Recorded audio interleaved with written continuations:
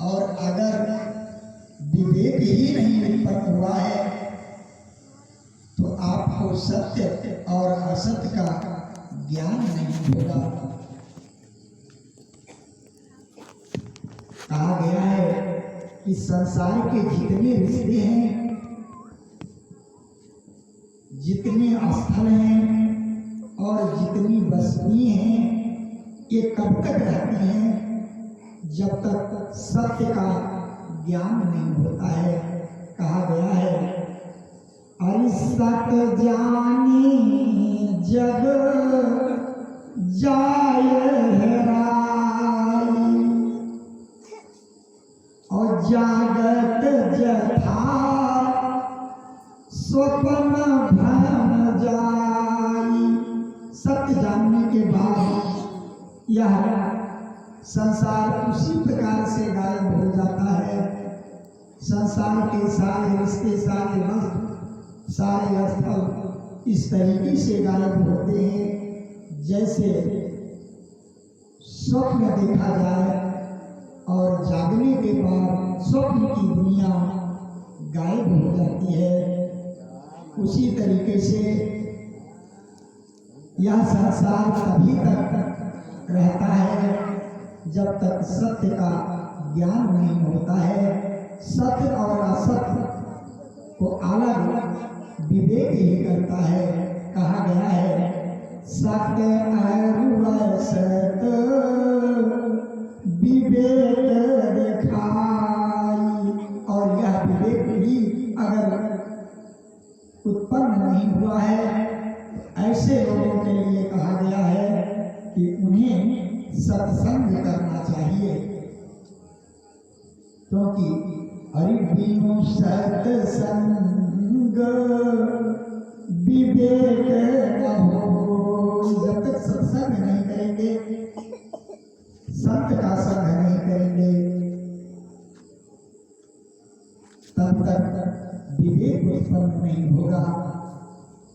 और यदि संत का दर्शन नहीं हुआ है तो उसके लिए कहा गया है कि पुण्य पुंज बिनु मिले ही न संता। जब तक पुण्य का पुंज इकट्ठा नहीं होता तब तक संत महात्मा का दर्शन नहीं होता।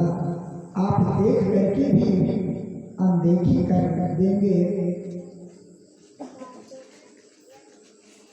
और पुण्य के लिए वह पुण्य कहाँ से इकट्ठा किया जाता है? इस संसार में पुण्य इकट्ठा करने का एक ही जगह है जो इस समय कम से कम 95% भ्रमित हो गए हैं, वहां से बहुत दूर हो गए हैं। परमेश्वर ने कहा है कि पुण्य एक जग महु नहीं दूजा। सारे संसार में अगर पुण्य है तो केवल एक जगह है। और मन क्रम वचन विप्र पद पूजा। मन से, वचन से, कर्म से ब्राह्मणों के चरणों की पूजा करने से पुण्य प्रारंभ होता है। और धीरे धीरे वह पुण्य जब राशि का रूप लेता है तो संत का दर्शन होता है, क्योंकि उस पर परमेश्वर कृपा करते हैं। कहा गया है कि जब द्रवहि दीन दयाल राघव साधु संगत पाए। जब दीन दयाल राघव द्रवित होते हैं जिस पुरुष पर, उसे संत महात्मा का दर्शन होता है। और दरस परस समागमादि